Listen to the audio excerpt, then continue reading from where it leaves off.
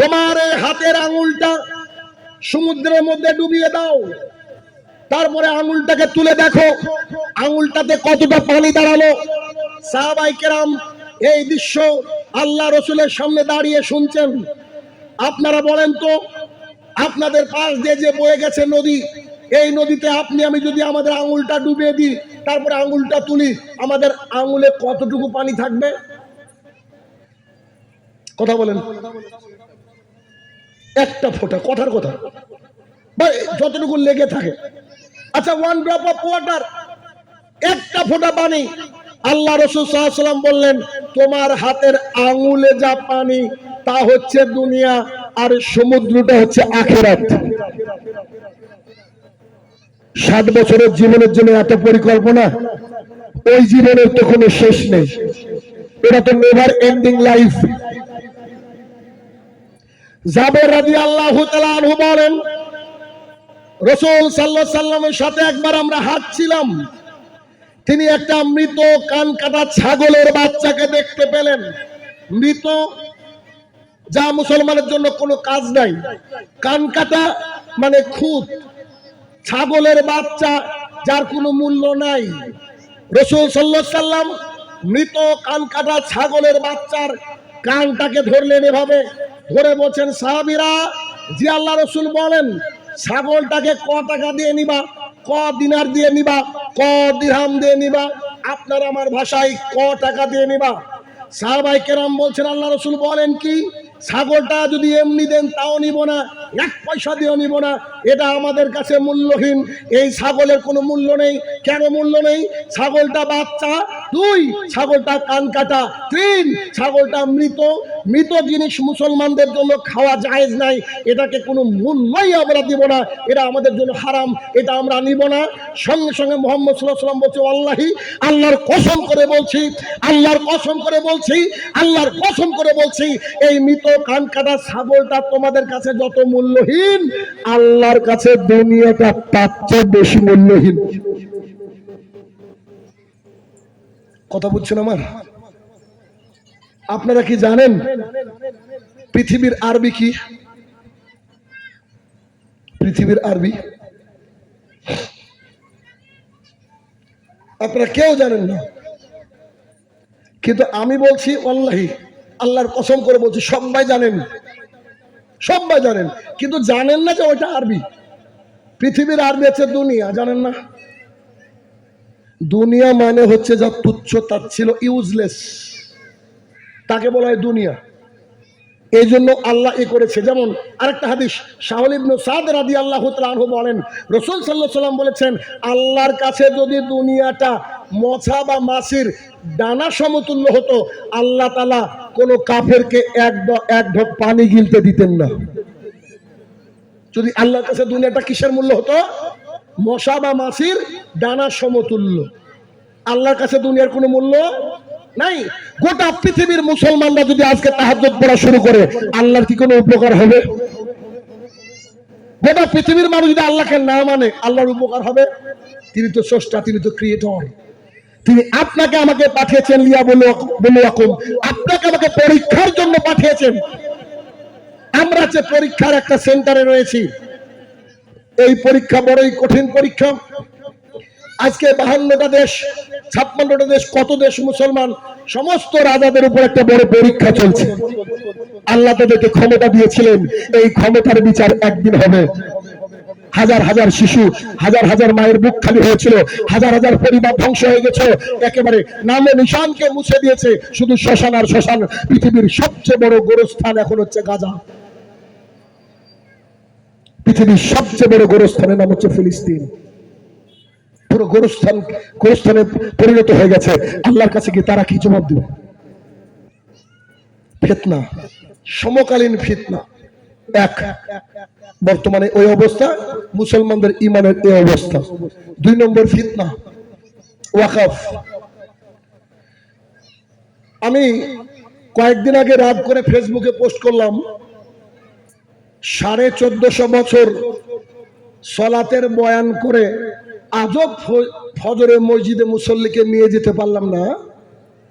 1450 বছর জুমার খুতবা দিয়ে আজও মানুষকে সুদ ঘুষ থেকে দূরে রাখা গেল না। 1450 বছর যাবত জুমার খুতবাতে পর্দার বিধানের কথা বলে এখনো গ্রামকে গ্রাম উলঙ্গ নারীরা ঘুরে বেড়ায়। 1450 বছর যাবত জাকাতের কথা বলে মুসলমানরা আজও জাকাত দিতে শিখেনি। সেই মুসলমানকে আপনি একদিনে ওয়াকাফ শিখাবেন, একদিনে বুঝাবেন? অত সোজা? অন্তর তো তার কাঁধে যার কিছু হারিয়ে যায়, কিন্তু যার কিছু হারানোর নেই সে তার তো কিছু কাঁদে না। ফিলিস্তিন সম্পর্কে যদি আপনাদের ধারণা থাকতো তা আপনাদের খেতে বসে চোখ দিয়ে পানি পড়তো, কিন্তু ধারণা নেই। এই যে ওয়াকাফ, আজ মধ্যরাতে ওয়াকাফের বিল পাশ করলো, ঠিক আছে, অসুবিধা কি? ওয়াকাফ আমাদের বাপ দাদারা ইমানদার ছিল, মুসলমান, কোটি কোটি টাকা সম্পদ দিয়েছে। কার নামে? আল্লাহর নামে।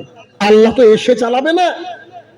আল্লাহর জমিনে ইমানদার দিনদার মুসলমান মানুষ এই ভারতবর্ষের বুকে কোটি কোটি ট্রিলিয়ন বিলিয়ন ডলারের সম্পদগুলোকে দেখভাল করে। এই সম্পদগুলা আল্লাহর, কিন্তু আল্লাহ চালাতে দিয়েছেন মুসলমানদেরকে। কিন্তু আমাদের দেশের সরকার বলছে না না না, তোমরা একা চালাতে পারবে না, তোমরা ঠিকঠাক বুঝো না কি করে কি চালাতে হবে। আমরা শিক্ষিত মানুষ, এই জন্য আমরা তোমাদের মানে কমিটিতে ঢুকবো, ঢুকে আমরা যা করব তাই।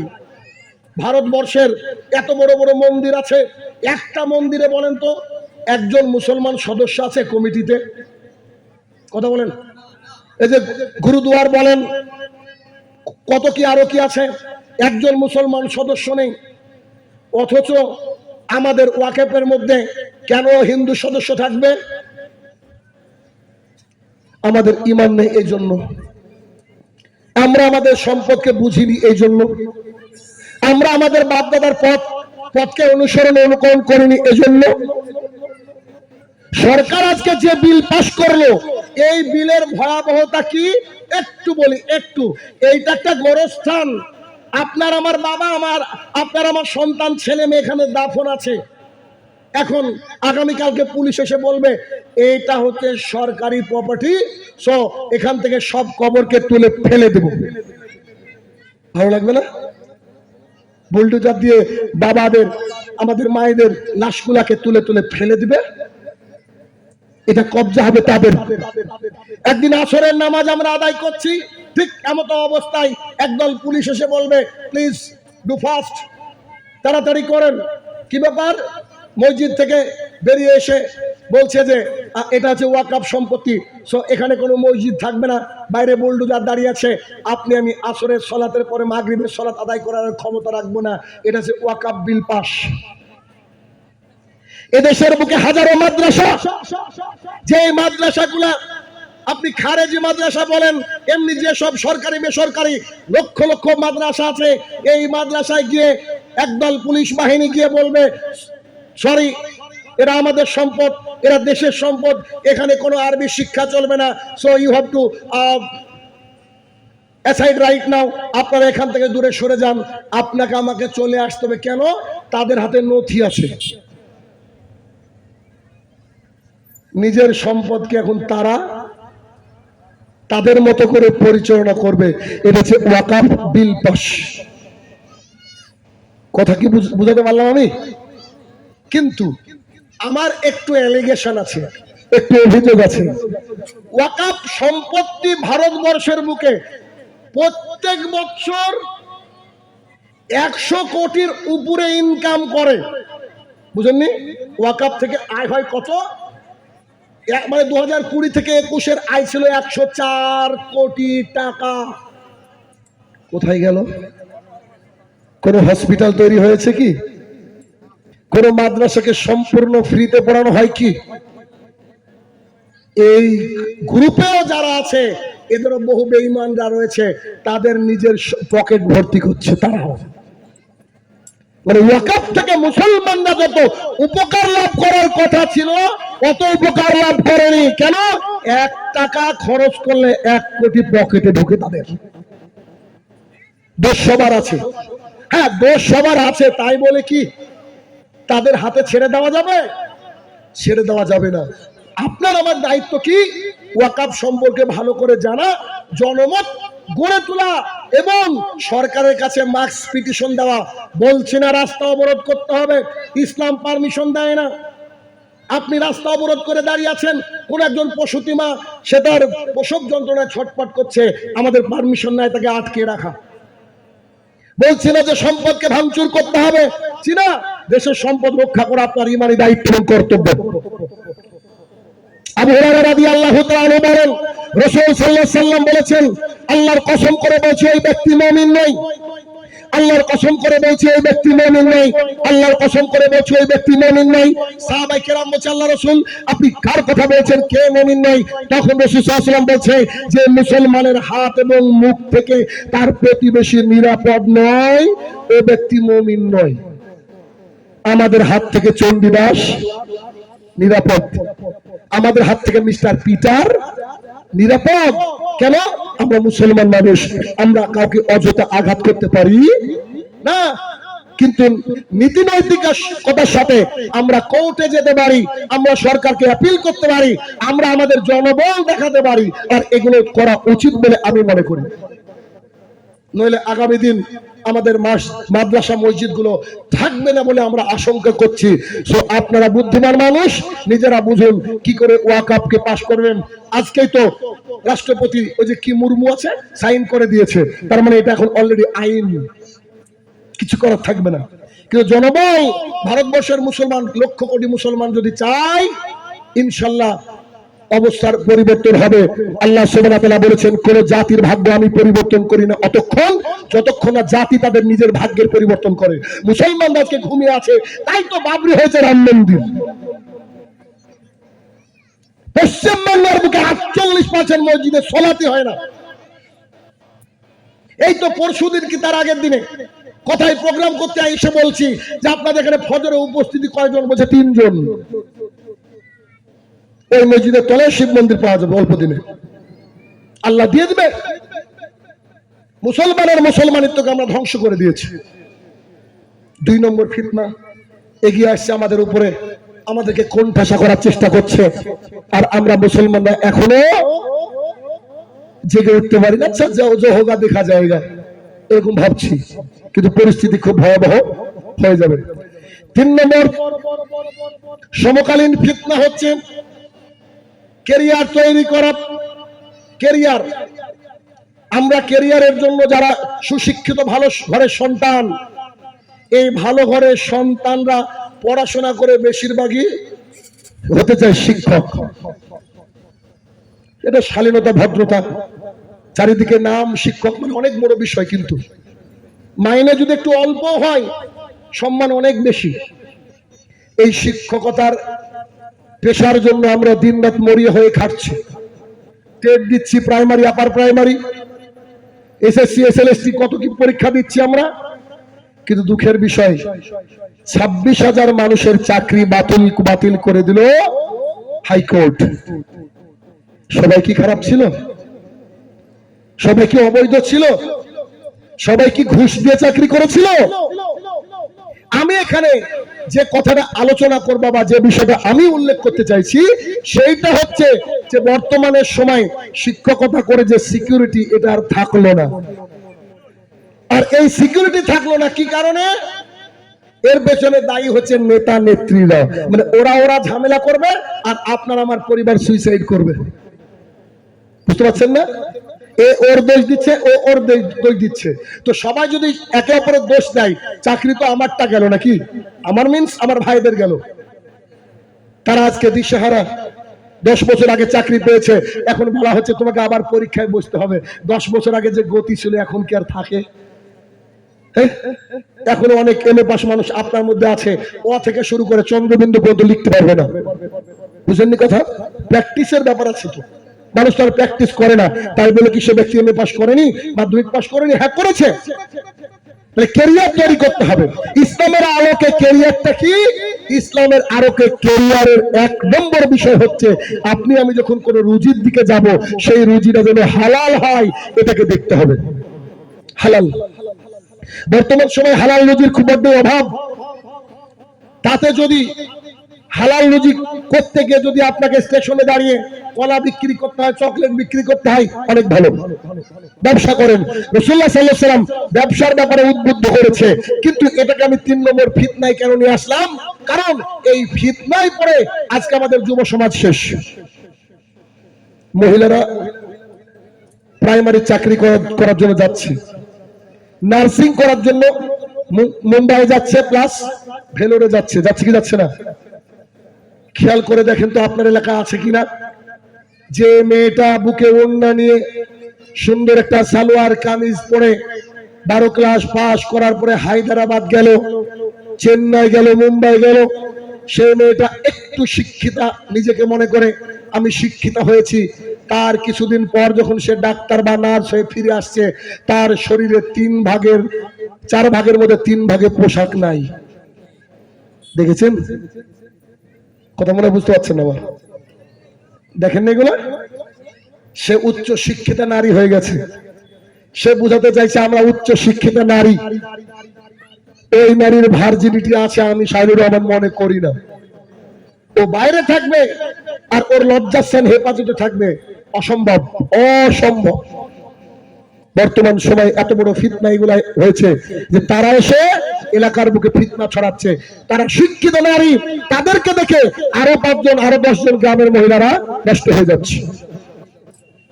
আর যেসব লোক মাস্টারি করছে, তারা ভারতবর্ষের বুকে এমন একটা স্কুলও নাই যে স্কুলে স্টাফ রুম ছেলেদের আলাদা মেয়েদের আলাদা আছে। নিজের বউকে বাড়িতে রেখে যাচ্ছে আর স্কুলে গিয়ে শিক্ষকতা করছে। আর শিক্ষকতা করার সাথে সাথে ম্যাডামও থাকছে, সারাদিন ম্যাডামের সাথে চলছে কিছু না কিছু, বাড়িতে এসে নিজের স্ত্রীর সাথে ঝামেলা। শত শত শিক্ষক পরিবারে এটা ঘটছে। এই কথাগুলো আমার জন্য বলা কঠিন, আপনারা হয়তো রিলেট করতে পারছেন না, কারণ আমার এক একটা ব্যাচের ছাত্র থেকে 300 থেকে 400, primary TET, upper primary, police department, আমি এগুলা পড়াই। আমি কম্পিটিটিভ এক্সামের ইংরেজি স্যার। গোটা বিশ্ব জুড়ে আমার ছাত্র আছে আলহামদুলিল্লাহ। স্পোকেন ইংলিশ শিখে, বেসিক গ্রামার শিখে আমার কাছ থেকে। আমার লেখা টেটের বই পশ্চিমবঙ্গের ঘরে ঘরে আছে, অ্যামাজন ফ্লিপকার্ট থেকেও পাওয়া যায়। ভাইয়ের আমার জন্য কথাটা বলা অনেক টাফ, কারণ এসব বক্তৃতা আমার স্টুডেন্টদের কাছে যাবে। কারণ নারী আর পুরুষ যখন একসাথে মিলিত হবে একটা ফিতনা হবে। হাদিস বুখারীর হাদিস শুনেন, আবু হুরায়রা রাদিয়াল্লাহু তাআলা বলেন রাসূল সাল্লাল্লাহু আলাইহি ওয়াসাল্লাম বলেছেন, যখন কোন নারী আর পুরুষ একান্তে থাকে, টিআইসি বসে আছে আর ম্যাডাম বসে আছে, 3 জন ক্লাসে চলে গেছে, এরা কি একান্তে নয়? রাসূল সাল্লাল্লাহু আলাইহি ওয়াসাল্লাম বলেন তাদের মধ্যে তৃতীয় জন হচ্ছে শয়তান, 3 নম্বর জন শয়তান। এই জন্য আল্লাহ এমনি বলেননি ওয়াকারনা ফি বায়ুতিকুন্না ওয়ালা তাবাররাজনা তাবাররুজাল জাহিলিয়াতিল উলা, মহিলারা শোনো তোমরা বাড়ির মধ্যে থাকো, খবরদার জাহালাতের যুগের মতো নিজেকে দেখে বেরিও না। 33 নম্বর সূরা 33 নম্বর আয়াত। সুতরাং এই যে 3 নম্বর ফিতনা যেটা বললাম, ক্যারিয়ার চয়েস। তাহলে কি ক্যারিয়ার নেবেন? যে ক্যারিয়ারটা হচ্ছে হালাল। ডাক্তারি পেশা নিতে পারেন, আপনি সর্বোচ্চ স্তরে শিক্ষকতা করতে পারেন, কিন্তু ফিতনা থেকে যদি বাঁচার আশঙ্কা থাকে তখন আপনি যেতে পারেন। আদারওয়াইজ আপনি অন্যদিকে ফোকাস করেন। আল্লাহ রাসূল ব্যবসার কথা বারবার করে বলেছে, ব্যবসা করেন, নিজের মর্জি মতো হালাল ভাবে ব্যবসা করেন, ইনশাআল্লাহ দেখবেন সমাজ পরিবর্তন হবে, ফিতনা মুক্ত হবে। 4 নম্বর অন্যতম সমকালীন ফিতনা যা চরম ভাবে প্রত্যেক পরিবারের রন্ধে রন্ধে, সেটা হচ্ছে একটা ছেলে একটা মেয়ে সব বিষয়ে জ্ঞান রাখলেও ইসলামিক বিষয়ে জ্ঞান নেই। ঠিক না ভুল বললাম? একজন হিরোর নাম বলেন, পুরো ওর বংশ তালিকা ওর কাছে মুখস্থ। আজকে রাত্রে গিয়ে আপনার স্ত্রীকে বলবেন যে কটার সময় কোন সিরিয়াল দেখবেন, ডক্টর জাকির নায়কের মতো রেফারেন্স দিচ্ছে। কিন্তু আপনার MA পাস, ডবল MA পাস, PhD করা সন্তানটাকে ডাকেন তো, দেখে তাকে বলেন, বেটা can you tell me 5 sentences about Muhammad সাল্লাল্লাহু আলাইহি ওয়াসাল্লাম। বেটা তুমি কি বলতে পারো নাকি আল্লাহ রাসূল সম্পর্কে 5টা বাক্য? নিচের দিকে তাকিয়ে দেখবেন প্যান্ট ভিজে গেছে। অথচ মেসি, রোনাল্ডো, খান, ইত্যাদির বিষয় ওর নলেজ একেবারে পাক্কা পাক্কা নলেজ, কিন্তু দুঃখের বিষয় ও মুহাম্মদ সাল্লাল্লাহু আলাইহি সাল্লাম সম্পর্কে জানে না। এই মানুষটা কবরে কি করে পরিত্রাণ পাবে? কবরে গিয়ে প্রথম আপনাকে প্রশ্ন করা হবে।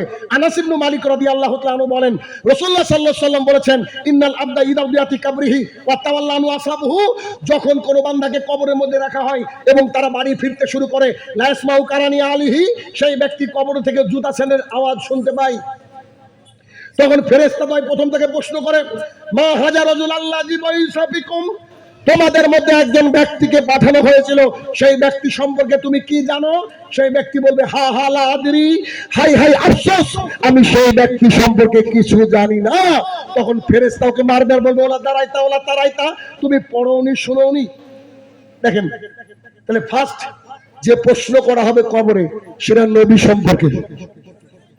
নবীর জীবনের শ্রেষ্ঠ গ্রন্থের নাম হচ্ছে রাহিকুল মাকতুম, বাংলাতে আছে। এই রাহিকুল মাকতুম পড়ার সৌভাগ্য এখন আমাদের হয়নি। আমাদের পরিবারের, আমাদের সমাজের মানুষ সব বুঝে, সবকিছু বুঝে, কিন্তু দিন ইসলাম এ ব্যক্তি বুঝে না। যুবকদের মধ্যে দিন ইসলাম প্রচারের অন্যতম মাধ্যম হচ্ছে এই জলসা, এই মাহফিল। দেখেন, এই মাহফিলটা করতে গিয়েও এক শ্রেণীর মানুষ এলাকায় বলেছে, কি করো ঘোড়ার ডিমে দিয়ে কোনো উপকার হয় কি? বলে কি বলে না? এক শ্রেণীর মানুষ আছে, মানে না ওদিকে না এদিকে, কোনো কিছু করবে না। তাই তো একটা মজার ঘটনা, এখন একটা খুব দেখবেন, খুব ভালো ভালো সেই লেভেলের শিক্ষিত মানুষ, যারা নিজেকে শিক্ষিত মনে করে, নাস্তিক টাইপের, তারা বলে আপনারা বুখারী নিয়ে পড়ে থাকেন, আপনারা কোরআন নিয়ে পড়ে থাকেন, ইত্যাদি ইত্যাদি ইত্যাদি। বলে কি বলে না ভাইরা আমার? এটা বলে। তো এখন যদিও কথাটা মজার, কিন্তু কথা বলে অনেক শিক্ষা আছে। একটা ইয়াং ছেলে মসজিদে ঢুকে গিয়েছে, মসজিদে ঢুকে যাওয়ার পর বলছে, হুজুর কি করেন? বলছে, বেটা বুখারীর দার্স দি। বুখারীর দার্স মানে বুখারী পড়ে শোনাচ্ছে, অনেকগুলো লোক আছে। তো বলছে, ছি ছি ছি, এই বিজ্ঞানের জামানায় এসে আপনাকে এখনো বুখারী পড়তে হবে? হ্যাঁ, মানুষ কোথায় চাঁদে পৌঁছে গেল, আর আপনি মসজিদে বসে বুখারী পড়াচ্ছেন এখনো? এই জন্য তো আমাদের মুসলমান সমাজের উন্নতি নাই। হুজুর বলছে, তাই নাকি? এটা আবার বড় কি ব্যাপার? তখন বলছে, আশ্চর্য, বড় কি ব্যাপার মানে? তো বলছে, না এটা কোনো বড় ব্যাপার না, এক সৃষ্টি আর এক সৃষ্টির কাছে যাওয়ার চেষ্টা করছে, এটা আবার এমন কি বড় ব্যাপার? বুঝেননি বোধহয়। চাঁদে কারা যাচ্ছে? মানুষ। মানুষ কার সৃষ্টি? আল্লাহ। চাঁদ কার সৃষ্টি? তো হুজুরের উত্তর দেখেন, বলছে যে এক সৃষ্টি আর এক সৃষ্টির কাছে যাওয়ার চেষ্টা করছে, এখানে তাজ্জব হওয়ার কি আছে? তখন বলছে, আপনারা ওই সেকেলে নিয়ে পড়ে থাকেন, আপনারা জীবনে উন্নতি করতে পারবেন না। তখন ওই ছেলেটাকে হুজুর ডেকে বলছে, পৃথিবীতে অভাগা কে জানো? তো বলছেন, না তো। বলছে, তুমি জানো না অভাগা কে? বলছে, না। বলছে, পৃথিবীর সবচেয়ে অভাগা হচ্ছে তুমি। তো বলছে, কেন?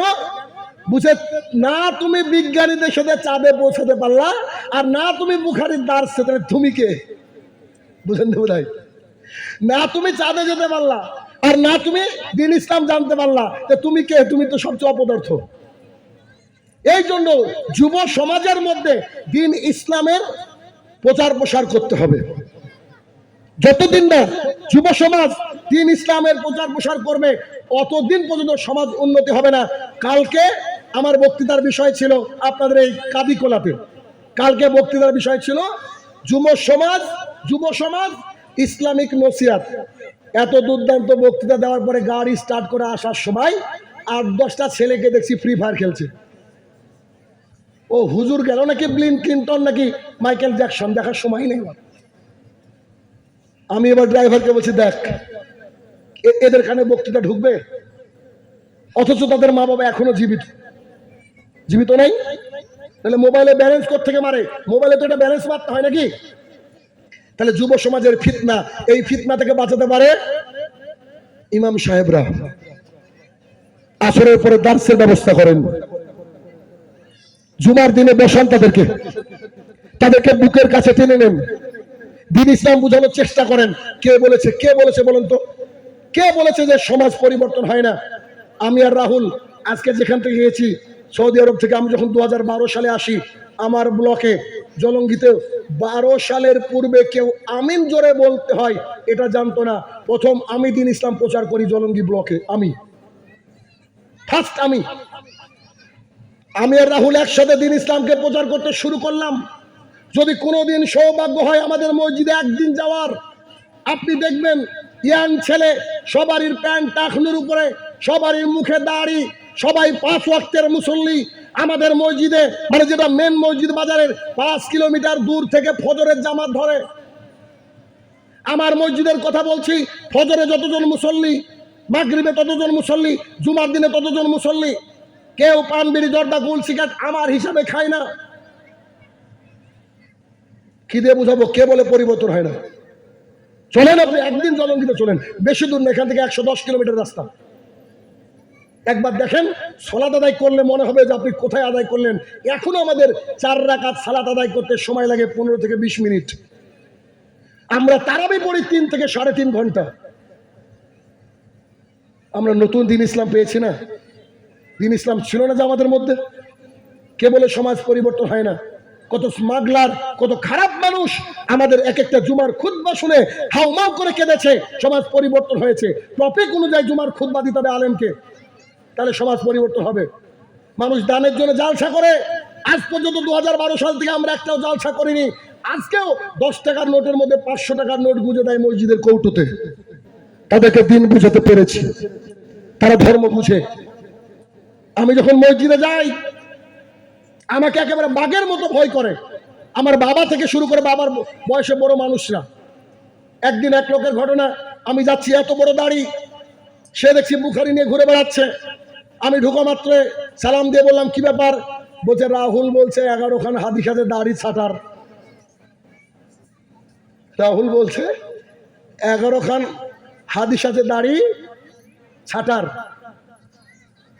তখন আমি তাকে বলছি, রাসূল সাল্লাল্লাহু আলাইহি ওয়াসাল্লাম বলছে এফাউল লোহা, দাড়িটাকে ছেড়ে দাও। আর যাদের ব্যাপারে রাহুল হাদিস বলেছে তারা সবাই জান্নাতি। আপনার কি সার্টিফিকেট আছে? বুখারীটা বন্ধ করে বলছে পড়বি না। আমি বলছি ভালো, সেটাও ভালো। বুঝতে পারেননি? আমাকে দেখলে সবাই কাঁপে, ভয় করে। কেন? আমি ঢুকে বলবো আজকে একটা হাদিস পড়েছে, এটা বড় নতুন হাদিস। আমাদের লাইব্রেরি আলহামদুলিল্লাহ হয়তো পশ্চিমবঙ্গের বৃহৎ লাইব্রেরি। রাহুলের বাড়িতে শ্রীমদ ভাগবত গীতা, রামায়ণ, মহাভারতের, হিন্দুদের যা ধর্মগ্রন্থ আছে 5-7 লাখ টাকার হবে মাত্র। বাইবেল আছে 43 খানা। আমরা ভাই পড়াশোনা করে কথা বলি, বুঝেন না? তাহলে কি যুব সমাজকে পরিবর্তন করার জন্য ইমাম সাহেবকে অগ্রণী ভূমিকা গ্রহণ করতে হবে। সেই সাথে সাথে এলাকায় লাইব্রেরি থাকলে লাইব্রেরি করে যুবক সমাজকে এগিয়ে নিয়ে আসতে হবে। দেখবেন যুব সমাজ খুব ইন্টারেস্টেড হয়ে যাবে, যেমন আমাদের সমাজ ইন্টারেস্টেড। খুতবা দেওয়ার একজন মানুষ ছিলাম আমি। আলহামদুলিল্লাহ আজকে যাকে বলবো সে খুতবা দিতে পারে আমাদের মসজিদে। কেন? ওরা পড়ে, অভ্যস্ত হয়ে গেছে। চিন্তা করেন তাহলে এই যুব সমাজের ফিতনা, হেরোইন, নেশা, তারপরে আপনার নারীদের পেছনে ঘোরা, বাইক নিয়ে বাজেভাবে রাতভাবে চালানো, আর ওই রাত্রিবেলায় ফ্রি ফায়ার, পাবজি, এ থেকে দূরে রাখার জন্য ইসলামী দিক নির্দেশনা আপনাকে দিতে হবে। 4 নম্বর ফিতনা এটা গেল। 5তম অন্যতম বড় ফিতনা, আর বেশি আলোচনা করব না, সময় সংকীর্ণ। এরপরে অন্যতম একটা বড় ফিতনা হচ্ছে নারী। আব্দুল্লাহ ইবনে মাসউদ রাদিয়াল্লাহু তাআলা আনহু বলেন, রাসূল সাল্লাল্লাহু আলাইহি সাল্লাম বলেছেন প্রত্যেকটা ঘরে ফিতনা প্রবেশ করবে। সাহাবায়ে কেরাম বলছে তা কি করে? আল্লাহ রাসূল বলেছেন চোখের ফিতনা, চোখের জেনা হচ্ছে চোখ দিয়ে দেখা, অন্তরের জেনা কল্পনা করা, হাতের জেনা হাত দিয়ে ধরা, পায়ের জেনা ওইদিকে ধাবিত হওয়া। আজকে যে সব নারীরা সেজে গুজে এসেছে তার দিকে যদি আমরা তাকাই, আমাদের অন্তরে কি কল্পনা হবে কি হবে না? কথা বলেন। যদি কেউ বলেন হবে না, তাহলে তাকে বলবো যৌন রোগ বিশেষজ্ঞ দেখান। There is something in trouble. তাহলে কি? মা বোনকে বোরকা দিয়ে ঢাকতে হবে। This is the modesty. এটাই মডেস্টি। মানুষ মনে করে বেশি খোলামেলা হচ্ছে কি এটা যে মডার্নিটি, না, এটা ভুল। কেন ভুল? হাদিস আবু হুরায়রা রাদিয়াল্লাহু তাআলা আনহু বলেন, রাসূল সাল্লাল্লাহু আলাইহি সাল্লাম বলেছেন গোটা পৃথিবীটা হচ্ছে সম্পদ। 1 মিনিট, যে জমিটা বসে জলসা করছি এই জমিটার 1 কাঠার দাম কত এখন? আইডিয়া বলেন তো। এটা রাস্তার ধারে 5 লাখ, নিয়ার অ্যাবাউট 5 লাখ। এটা লালগোলা মোড়ে কত হবে? একেবারে মোড়ে 20 লাখ। আচ্ছা 10 লাখ। দিল্লিতে কয়েক কোটি। আপনার ক্যালকুলেশন করতে পারবেন না। আল্লাহ রসুল বলছেন গোটা পৃথিবীটা হচ্ছে সম্পদ, তার মধ্যে শ্রেষ্ঠ সম্পদ হচ্ছে আলমারাতুস সালেহা, নেককার বউ, নেককার বিবি। মোহরানা দিলাম আমি, খেতে দিয়ে আমি, আর ধাক্কা মারবে অন্যজন, আর হেডমাস্টার বলবে Mamuni let's go to the class. মামুনিকে ক্লাসে পাঠাচ্ছে। মামুনি এসে খুব টেনশনে, ছেলেটাকে মানুষ করে বাড়ির কেয়ারটেকার। রাত্রিবেলা একটু একসাথে ঘুমানোর চেষ্টা করলে বলবে যে I am too tired today right now, so you have to go to the another room. আমি আজকে খুব ক্লান্ত, তোমাকে অন্য রুমে যেতে হবে। আরে পুরুষ, তুমি ইনকাম করো, তোমার বউকে রাজরানী করে বাড়িতে রাখো। দ্যাটস দ্য ইসলাম। নইলে ক্ষতি হবে হবে হবে। আজকে না বুঝলে আপনি 100 বছর পরে হলে বুঝবেন। আপনি দেখে নেন, আমি বাস্তবতা নিয়ে কথা বলি। তারপর আচ্ছা ও আচ্ছা আচ্ছা, ওদের সংস্থা বা গ্রুপ আছে নাকি? কোনো সংস্থা বা গ্রুপ আছে ওদের নাকি? মাশাআল্লাহ। তো হচ্ছে ফিতনা। যত ফিতনা আজকে আপনাদের সামনে আমি পেশ করলাম, এই ফিতনাগুলা কি বর্তমানে দেখতে পাচ্ছেন? বলেন বলেন, পাচ্ছেন না? একজন মহিলা ড্যানিয়েল লেডুকা, উনি কোরআনের ভুল ধরার জন্য কোরআন পড়তেন। তো সূরা তাহার মধ্যে রয়েছে big bang theory, how to create this আর্থ, পৃথিবী কি করে সৃষ্টি হলো, ওটা কোথায় আছে? কোরআনে। এই জন্য আমি বলি বিজ্ঞানীর বাবার নাম কি? মুহাম্মদ সাল্লাল্লাহু আলাইহি সাল্লাম। তো উনি দিন ইসলাম গ্রহণ করলেন, করার পরে উনি উনার আত্মজীবনী লিখতে গিয়ে বলছে those women who are shari, skirt and shorts, they always keep a signboard on their chest or backward, and where mentioned like that, it's my open 24 hours, it's my shop, it's open 24 hours, whatever you can need you can take it from here, it is totally free of cost. সুন্দর কথা বলেছেন। মহিলা বলছে যেসব মহিলারা শাড়ি পরে পেট বের করে দেয়, শর্ট পরে, স্কার্ট পরে, সেসব মহিলারা যেন তাদের বুকের উপরে আর পিঠের উপরে সাইনবোর্ড লুকিয়ে রাখে, সাইনবোর্ড ঝুলিয়ে রাখে, আর ওই সাইনবোর্ডের উপরে লেখা আছে দিস ইজ মাই শপ, এটা আমার দোকান, হোয়াট এভার ইউ নিড, আপনার যা প্রয়োজন you can take it from here, আপনি এখান থেকে নিতে পারেন, it is totally free of cost, কিছু টাকা লাগবে না। কত বড় লজ্জা দিয়ে উনি এই কথা বলছেন।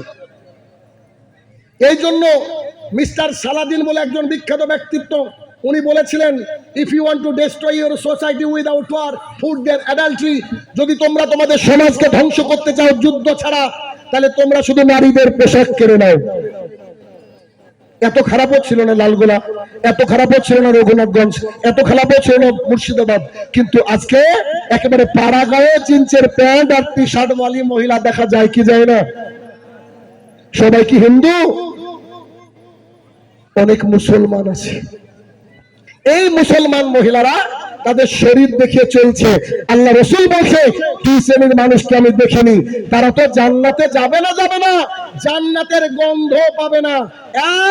এমন এক শ্রেণীর মানুষ যাদের হাতে গরুর লেজের মতো বাঁকানো লাঠি থাকবে, তা দিয়ে মানুষকে বিনা কারণে মারবে। যদিও জানি না তারা কারা, তো হতে পারে সিভিক ভলেন্টিয়ার। কালকে রাত্রিবেলায় গাড়ি চলছে, মমতা ব্যানার্জিকে অনুরোধ করবে একটু বেতনটা যেন পুলিশের বাড়িয়ে দেওয়া হয়। সব কাগজপত্র থাকার পরেও কেন যে চা খাওয়ার টাকা তাদের লাগে। তো আমার গাড়ি থামলো, পুলিশে বলছে কি আছে গাড়িতে, আমি ড্রাইভারকে বললাম যে বল গাঁজা আছে। তো তাকে আমাকে দেখে বলছে যান। আবার কিছু দূর 2-1 কিলোমিটার যাওয়ার পর আবার অফিসার বলছে ছেড়ে দাও, সিভিক ভলেন্টিয়ার মানে যাকে আমি আইপিএস অফিসার বলি, তো সে বলছে কোথায় গিয়েছিলেন? ড্রাইভার বলছে জলসাই। কোথায়? কাদিকোলা, লালগোলা, রঘুনাথগঞ্জ। তো জলসাতে গিয়েছেন, তো যন্ত্রপাতি কই শুনে রাখেন। তো গাড়ি ছেড়ে দিল, নইলে আমি কিছু বলতাম। ও মনে করেছে ওর ঢোল তবলা নিয়ে আমরা কি করি, বলছে ইনস্ট্রুমেন্ট কয়টা, বলছে ওর বুকে যে সিভিক বানানটা লেখা আছে পড়তে পারবে না। কারণ আমি তো শুনেন, আমি শাহিনুর রহমান এই হাত দিয়ে ভিডিও তৈরি করেছি, ডাক্তার তৈরি করেছি, শিক্ষক তৈরি করেছি, আর পুলিশ যে কত তৈরি করেছি পুলিশরাই জানে। দুঃখের বিষয়, আমি যাদেরকে সবচেয়ে কম ব্রেনের পেয়েছি তারা হচ্ছে পুলিশ ডিপার্টমেন্টের লোক। ভার্বের পরে এস বা ইয়েস যুক্ত হয়, এইটা বুঝাতে আমার 3 মাসের সময় লেগেছে। পুলিশ ডিপার্টমেন্টের কথা বলছে, আর তারা আমার গাড়ি দাঁড় করে বলছে ইনস্ট্রুমেন্ট কোথায়। আর 14 গোষ্ঠীর ক্ষমতা না ইনস্ট্রুমেন্ট বানান করা। এই জন্য বললাম, আল্লাহ রসুল বলেছে বিনা কারণে মানুষকে মারবে, তারা তো জান্নাতে যাবে না, জান্নাতের গন্ধ পাবে না। না, ভালো সিভিকও আছে না, তো যাক, আমার অনেক ছাত্র আছে, ওরা খারাপ না। 2, নেসাউন, মহিলারা কাসিয়াতুন পরে থাকবে, আর এতুন উলঙ্গ পোশাক, মাইলাতুন মামিলাত, রাস্তা দিয়ে এমন ভঙ্গিমা করে হাঁটবে যেন নারী এমন করে হাঁটছে পুরুষ যেন তার দিকে তাকায়। এরকম নারী আছে না নাই? যে নারী বাড়িতে সারাদিন আছে, ওন্না ঠিক করার নাম গন্ধ নাই, ও যখনই বাইরে গেছে ওন্না ঠিক আছে, তারপর ওন্না ঠিক করে, মানে কি ওই ইন্ডিকেটর দেয়। সোজা কথা, খারাপ লাগছে? আল্লাহ রসুল বলছে এরা তো জান্নাতে যাবে না, জান্নাতের গন্ধ পাবে না। 1 মিনিট বলে রাখি, আল্লাহ রসুল সাল্লাল্লাহু আলাইহি সাল্লাম জান্নাতের গন্ধ কত দূর থেকে পাওয়া যায়? আল্লাহ রসুল বলছে মাত্র 40 বছরের দূরের রাস্তা থেকে। না, আল্লাহ রসুল মাত্র বলেননি, আপনাকে বললাম কত রাস্তা থেকে। 40 বছরের দূরের রাস্তা থেকে জান্নাতের গন্ধ পাওয়া যায়। যে মহিলারা জিন্স পরে, চুল কেটে ছোট করে, যারা নিজেকে মডার্ন মনে করে, তারা তো জান্নাতে যাবে না, জান্নাতের গন্ধ পাবে না। 1450 বছর আগে মুহাম্মদ রাসূলুল্লাহ সাল্লাল্লাহু আলাইহি সাল্লাম এটা বলে গিয়েছে। সাবধান, নিজের পরিবারকে এই ফিতনা থেকে বাঁচান। গাজার যারা চলে গেছে তাদের জন্য দোয়া করুন। ওয়াকাফের যতটুকু পারবেন এই বিষয়ে আরো গভীরভাবে জানুন, আর সুন্দর আন্দোলন করে তুলুন। সরকারের কাছে গিয়ে মাস পিটিশন জমা দিন, যাতে করে এই ফিতনা থেকে আমরা বাঁচতে পারি। নইলে আপনি আমি হয়তো চলে যাব, আমাদের সন্তানের জন্য এমন একটা পৃথিবী রেখে যাব যে আমাদের সন্তান আমাদের সুনাম করবে না, গালি দিবে। এই বিষয়ে সতর্ক সাবধান থাকতে হবে। পরিশেষে এসে একটা কথা বলছি, তা হচ্ছে আপনাদের ইসলামপুর যুব শক্তি একটা সংগঠন রয়েছে। এই সংগঠনের কাজ হচ্ছে অসহায়, গরিব, দুস্থদেরকে বিপদের সময় আর্থিক সহায়তা প্রদান করা। এটা সবারই সৌভাগ্য হয় না। আপনার অর্থ দিয়ে অর্থায়নের মাধ্যমে একটা মা যাকে তার সন্তানটা দেখে না, তার বাড়িতে রাতের অন্ধকারে 25 কেজির একটা বস্তা, চালের বস্তা পৌঁছে দেওয়ার জন্য কাজ করে ইসলামপুর যুব শক্তি। কারোর বাড়ি হঠাৎ করে আগুন লেগে পুড়ে গিয়েছে, ওই সময় সে হোমলেস, ফুডলেস, ওই সময় ইনারা গিয়ে সাহায্য সহযোগিতা করেন। রামাদান মাসে অসহায়দের বাড়িতে ইফতারি সামগ্রী পৌঁছানোর জন্য ইনারা পরিশ্রম করেন। তবে ইনারা যুবক, ইনাদের একটা গতি রয়েছে, করার ক্ষমতা রয়েছে, কিন্তু আর্থিক সচ্ছলতা অতটা নাই। ওনারা আবেদন করেছেন আপনাদের কাছ থেকে যাতে কিছু আর্থিক সহায়তা পাওয়া যায়। আপনার সেই টাকাটা কোনো এক অসহায় বৃদ্ধ বৃদ্ধা মা বাবার মুখে খাবার উঠবে, কোনো এক ভাইয়ের পড়ে যাওয়া বাড়ির একটা টিন কিনাতে সাহায্য করবে, কোনো এক অসহায় দরিদ্রের ট্রিটমেন্টের জন্য আপনার টাকাটা কাজে লাগবে। তো তাই আর্থিক সহায়তার জন্য আমাকে আবেদন করা হয়েছে, বলা হয়েছে।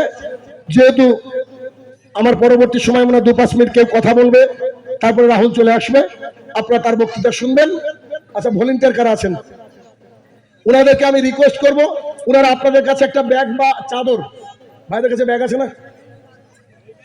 শুনছেন? ব্যাগ আছে, ব্যাগ, হ্যাঁ, ব্যাগ নিয়ে একটু লাইন বাই লাইন ঢুকতে শুরু করুন। আপনারা পকেটে হাত দেন, যার যতটুকু সামর্থ্য একটু বেশি করে দিবেন। রাসূলুল্লাহ সাল্লাল্লাহু আলাইহি ওয়াসাল্লাম বলেছেন, যান চলেন, কিয়ামতের মাঠে 7 শ্রেণীর মানুষকে আল্লাহ ছায়া দিবে। তার মধ্যে 1 শ্রেণীর মানুষ হচ্ছে তারা যাদের ডান হাত কি দিল বাম হাত বুঝতে পারলো না। আপনারা নিজের মানি ব্যাগে পকেটে হাত ঢুকিয়ে যে যতটুকু পারবেন না দেখে বেশি করে দান করার চেষ্টা করুন। আপনার এই দান বিফলে যাবে না বলে আমরা আশাবাদী। কারণ ইসলামপুর যুব শক্তি ভাইয়েরা তারা এই তাদের আর্থিক সহায়তা গরিব দুঃখীদের কাছে পৌঁছে দিবেন। যার সন্তান তাকে দেখে না, হয়তো আপনাদের এই সামান্য প্রচেষ্টার মাধ্যমে সে একবেলা খাবার খেয়ে তার মুখে একটা অনাবিল হাসি ফুটে যাবে বলে আমরা আশাবাদী। দেখেন গোলাপি কালারের একটা ব্যাগ চলে গিয়েছে, কয়েকজন গিয়েছে আমাদের ভাইরা, এটি তাড়াতাড়ি কালেকশন দিয়ে দেবেন ইনশাআল্লাহ। এটা এই মাহফিলের জন্য নয়, এটা জলসার জন্য নয়, এটা শুধুমাত্র অসহায় দুস্থ মানুষদের জন্য, অসহায় দুস্থ মানুষদের জন্য। আপনারা কেউ তাদেরকে মাহারাম করবেন না, 1-2 টাকা হলেও দিবেন। এটা আপনাদের বিবেক, আপনাদের বুদ্ধি, কারণ আল্লাহ আপনাদেরকে যতটা দেওয়াবে এতটা আমি শত বলে কোনো কাজ হবে না। সো দিতে থাকেন। আর আমি যে ফিতনার কথাগুলো বললাম এগুলা নিয়ে আরো বেশি স্টাডি করেন, এগুলা নিয়ে আরো বেশি জানেন এবং একটা সমাজকে পরিবর্তন করার লক্ষ্যে আপনারা কাজ করেন। তো আরেকটা কথা মাঝে বলে রাখি, মাঝে নয় আসলে শেষে, সেটা হচ্ছে আমি বহু বয়স্ক মানুষকে দুঃখ প্রকাশ করতে দেখেছি। তারা এসে বলে আমার 18 বছরের ছেলে 20 বছরের ছেলেকে নামাজ পড়ে না, আমি 5 ওয়াক্ত সালাত আদায় করি, ছেলেটাকে বলতে গেলে দরজা আটকে দেয়, সারা রাত ফ্রি ফায়ার খেলে অথবা ফেসবুক দেখে, তার সকাল হয় বেলা 9টায়। এরকম সন্তান আছে না নাই বলেন? তাদের সকাল হয় 9টায়, 10টা 11টা 12টা অব্দি ঘুমাই পশুর মতো। তো আমি হিসাব করে দেখেছি এসব সন্তানকে পরিবর্তন করা এখন অনেক টাফ। কেন বলেন তো? তাদেরকে তাদের পিতামাতা ছেড়ে দিয়েছে আগে। সো এখন যদি টাইট করতে যায় তাহলে থ্রেডটা কেটে যাবে। সো তাদেরকেও চেষ্টা করতে হবে, মানে দিনরাত নসিহতের মধ্যে রাখতে হবে। এই ইমান মাপার যন্ত্রটা থেকে দূরে রাখতে হবে। ইমান মাপার যন্ত্র নাম রেখেছি আমি। অন্ধকার ঘর হলে মোবাইলটা তার মালিকের চরিত্র জানে। রিলস দেখতে দেখতে কি দেখি আমরা, ঠিক না? তো আমি একটা সিদ্ধান্ত নিয়েছি, জানি না কতটুকু হবে সামনের দিনে বাস্তবায়ন। আমার লেখা বেশ কিছু বই আছে, তার মধ্যে কিছু বই বাচ্চাদের জন্য ভেবেছি। যে অনলাইনে আমার অনেক ব্যাচ রয়েছে, গ্রামার রয়েছে, ইত্যাদি স্পোকেন রয়েছে। তো ভেবেছি একেবারে বাচ্চাদেরকে, মানে 5 বছর থেকে 7-8 বছরের বাচ্চাদের একটা করে ক্লাস করাবো। গুগলে সার্চ দিয়ে দেখলাম 60% বাচ্চারা অ্যাডিক্টেড বাই মোবাইল। এই মোবাইলের মাধ্যমে অ্যাডিক্টেড শেষ। তো ভেবেছি এদের জন্য নতুন করে একটা আমি সিলেবাস তৈরি করছি। এ শিখাবো একটা বাচ্চাকে 2 দিন ধরে। A for Allah, A for অ্যাপেলও থাকবে, কিন্তু আল্লাহকে, আল্লাহ কোথায় থাকে, আমরা কি কি করলে আল্লাহ দেখে, আল্লাহর আড়ালে কিছু করা যায় কিনা। যদি এভাবে সমাজ থেকে পরিবর্তন করার চেষ্টা করছি, জানি না, দোয়া করবেন। আর যদি মনে করেন যে আপনাদের কোনো সন্তানকে ভর্তি করব, কমিটির কারো কাছ থেকে আমার নাম্বার নিয়ে হোয়াটসঅ্যাপ করবেন। যদিও সবসময় ফোন ধরতে পারি না, আর হোয়াটসঅ্যাপে বর্তমানে যে পরিমাণে মেসেজ আমাদের কাছে আসে, আপনারা হট করে হয়তো মেসেজ করলেন, শাহিনুর রহমান অ্যান্সার করছে না, তো খুব ঘ্যাম হয়ে গেছে, দাম হয়ে গেছে। এটা যদি মনে করেন ভুল হবে, আমাদের মোবাইলে 2-3 দিন পর পর মোবাইল ওই যে মেসেজগুলাকে কি করি, নিড়িয়ে তুলে ফেলে দিই। তারপর আজকে মেসেজের সংখ্যা 8-9 হাজার মতন আর কি। যাই হোক, এত মেসেজ অ্যান্সার দিতে পারি না। তো সিদ্ধান্ত নিয়েছি বি ফর বিসমিল্লাহ। একটা বাচ্চা পানি পান করতে গেলে কখন বিসমিল্লাহ বলতে হবে, দরজা মারতে গেলে কেন বিসমিল্লাহ বলতে হবে, বিসমিল্লাহ না বললে কি তার ডিসপিউট হবে, এই বিষয়টা শেখানোর চেষ্টা করছি এই বছর থেকে, এই মাসের পরের মাস থেকে ইনশাআল্লাহ। যদি কেউ চান তাহলে এতে উপকার হবে 2টা মানুষের। কার?